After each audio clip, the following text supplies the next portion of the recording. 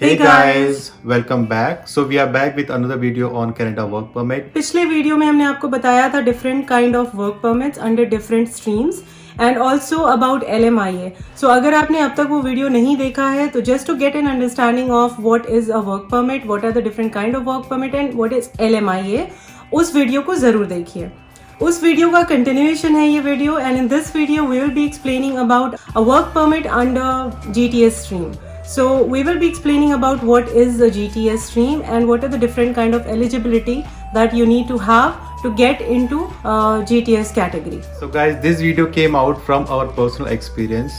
So हमारा जो work permit हमें मिला था वो भी GTS कैटेगरी के अंडर था, बट जब हमने रिसर्च किया around applying a work permit और हमें सारी इन्फॉर्मेशन वेबसाइट पे नहीं मिली. कोई ऐसी एक पर्टिकुलर वेबसाइट या कोई ऐसा पर्सनल ब्लॉग या वीडियो नहीं है जिसमें आपको सारी इन्फॉर्मेशन इन डिटेल है. They are scattered. सो इसलिए हमने सोचा कि ये वीडियो बनाया उन लोगों के लिए जिनको LMIA GTS कैटेगरी में मिला है. सो होपफुली आपको ये इन्फॉर्मेशन बहुत ज़्यादा हेल्पफुल होंगी और आपको सब कुछ पता चल जाएगा GTS के बारे में. So let's get started. So what is GTS? GTS is Global Talent Stream, which is an expedited work permit launched in 2017. So Canada government ने इसको as a pilot program launch किया था 2017 में just to check कि ये कैसा perform करता है and with huge success उन लोगों ने इस type के work permit को permanent कर दिया.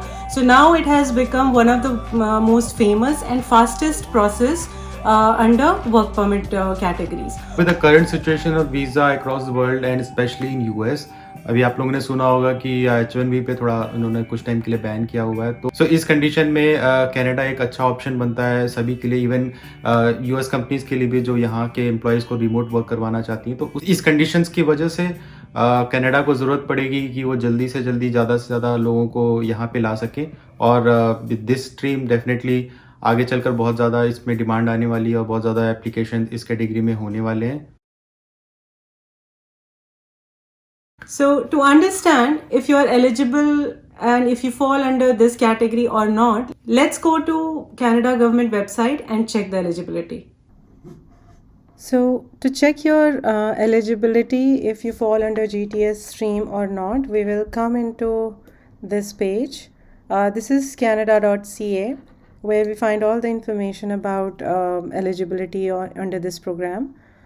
तो ये जो सेक्शन है eligibility for the global talent stream, हम इसके बारे में भी बात करते हैं. तो to understand if you are eligible for GTS category, you need to understand that there are two different categories that determines your eligibility for this global talent stream.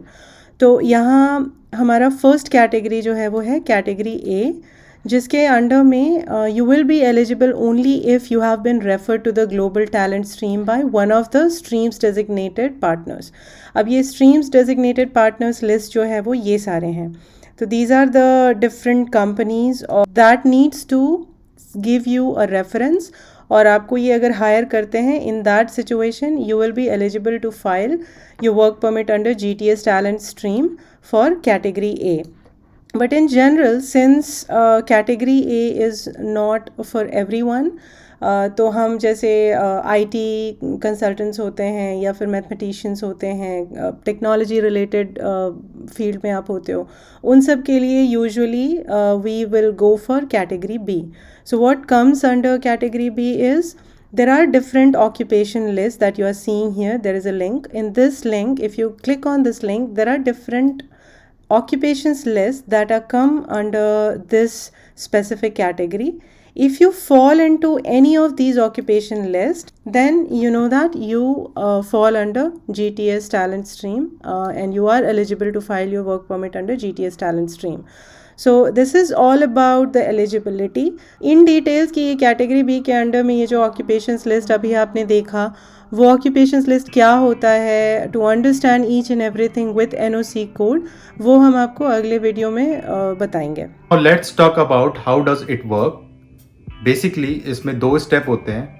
So now let's talk about the first step. So जो पहला step है इसमें आपके employer को GTS category के under LMIA file करना होता है. जो ऑफिशियल प्रोसेसिंग टाइम है इसकी वो 15 दिन है। मोस्ट ऑफ द केसेस में लाइक 80 to 90% केसेस में ये विद इन 10 डेज ही आ जाता है। इसके बारे में आपको चिंता नहीं करनी है, जैसे कि हमने पिछले वीडियो में बताया था, ये एम्प्लॉयर स्पेसिफिक है। Now let's talk about the second step. So जो सेकेंड स्टेप है, इसमें जब आपको एम्प्लॉयर के थ्रू LMI ऑफर मिल चुका है, उसके बाद आपको वर्क परमिट फाइल करना होता है। So basically work permit under GTS category जो उसका ऑफिशियल प्रोसेसिंग टाइम है वो 15 days again, but most of the cases में ये भी 10 दिन में आ जाता है। सो आपको मेक श्योर करना है कि जैसे ही आपको यह LMI बेस्ड ऑफर लेटर मिला, आप जल्दी से जल्दी वर्क परमिट के लिए अप्लाई कर दो। So now let's talk about the cost. So इसमें बेसिकली दो तरह के कॉस्ट लगेगा। एक तो LMIA का, जो कि हमने पिछले वीडियोस में भी बताया था कि LMI का कॉस्ट $1000 है और वो बेसिकली आपके एम्प्लॉयर को देना होता है। तो सेकंड कॉस्ट इसमें आएगी वो है वर्क परमिट फीस। सो जो वर्क परमिट फीस है वो बेसिकली आपको देना होता है, या फिर वो कई केसेस में आपके एम्प्लॉयर भी दे देते हैं। और जो इसकी बेसिक कॉस्ट है वो $155 है फॉर एम्प्लॉय, और अगर आप अपने स्पाउस को भी साथ में लाना चाह रहे हो या किसी डिपेंडेंट को लाना चाह रहे हो तो उसकी कॉस्ट $100। नाउ आपको सारी इन्फॉर्मेशन मिल गई कि GTS क्या होता है, इसका प्रोसेसिंग टाइम क्या होता है, इसके अंदर क्या क्या कॉस्ट इन्वॉल्व हैं। तो उसके बाद let's talk about the things that you need to take care while applying your work permit under GTS category. तो हमारे एक्सपीरियंस से जब हमने स्टार्ट किया था अप्लाई करना, उस टाइम हम लोगों को ये इन्फॉर्मेशन नहीं थी कि हमें ऑनलाइन एप्लीकेशन डालना है या फिर पेपर बेस्ड डालना है।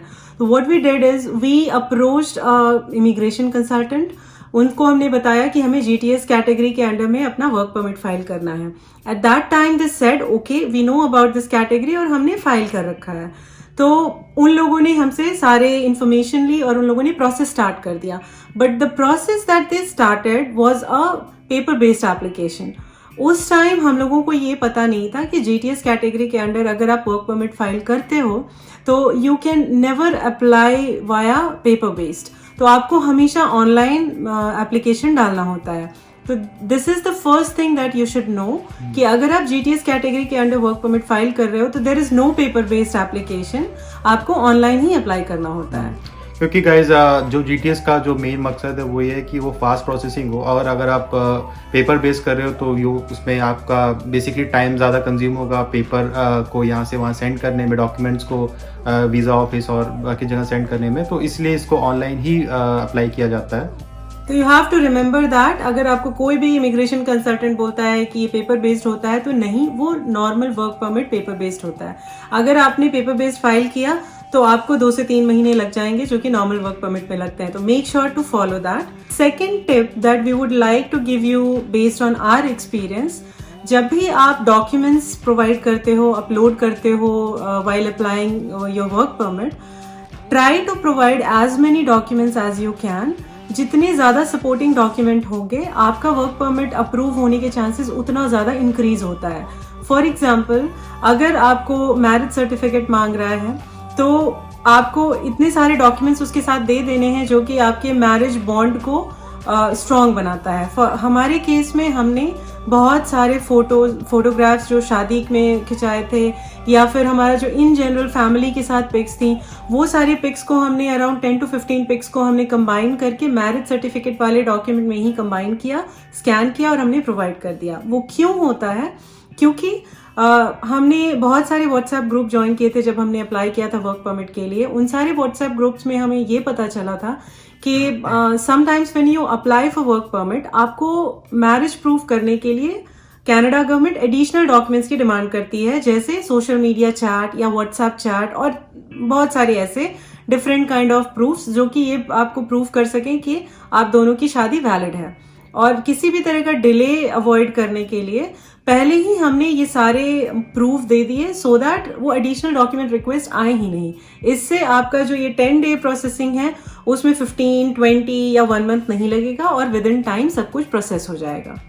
सो गाइज, वी होप आपको ये इन्फॉर्मेशन हेल्पफुल लगी हो, और ये इन्फॉर्मेशन बिल्कुल एक्यूरेट है क्योंकि ये हमारा पर्सनल एक्सपीरियंस है और हमें इसी के थ्रू वर्क परमिट मिला है। यू कैन बी श्योर कि ये जो भी इन्फॉर्मेशन है ये एग्जैक्ट करेक्ट है। हमारा भी LMIA जो है वो 10 दिन में आ गया था, और फिर हमारा 10 दिन में वर्क परमिट भी आ गया, तो ये रियली फास्ट प्रोसेसिंग है और अगर आपको इस कैटेगरी में LMIA ऑफर लेटर मिल रहा है तो डू यूटिलाइज इट और रिमेंबर कि इसको पेपर बेस्ड नहीं करना है, इसको सिर्फ ऑनलाइन ही करना है। एग्जैक्टली। तो इस वर्क परमिट के लिए आपको क्या क्या डॉक्यूमेंट्स चाहिए, या फिर जनरल वर्क परमिट भी फाइल करने के लिए आपको क्या क्या डॉक्यूमेंट्स चाहिए, हमने प्रॉपरली वो डॉक्यूमेंट चेकलिस्ट अपने लिए प्रिपेयर किया था। पर्सनलाइज्ड डॉक्यूमेंट चेकलिस्ट है, और किस सेक्शन में क्या डॉक्यूमेंट्स अपलोड करने हैं हमारे पास वो भी चेकलिस्ट है। उसके लिए हमने एक दूसरा वीडियो बनाया है जो कि हमने ऑलरेडी पब्लिश कर दिया है। ये हमने इसी वीडियो में इसलिए इंक्लूड नहीं किया क्योंकि फिर ये वीडियो बहुत बड़ा हो जाता है और बहुत बोरिंग हो जाता है। सो हमने वो ऑलरेडी अपलोड कर दिया है। इस वीडियो को देखने के बाद प्लीज चेक दैट वीडियो, क्योंकि वो वीडियो में बहुत सारी इन्फॉर्मेशन है about document checklist for work permit, about explanation letter format and about different kind of documents that you have to upload और उसके फॉर्मेट के साथ। So please watch that video and we will see you in that video again. Till then, take care of yourself. Bye. Bye.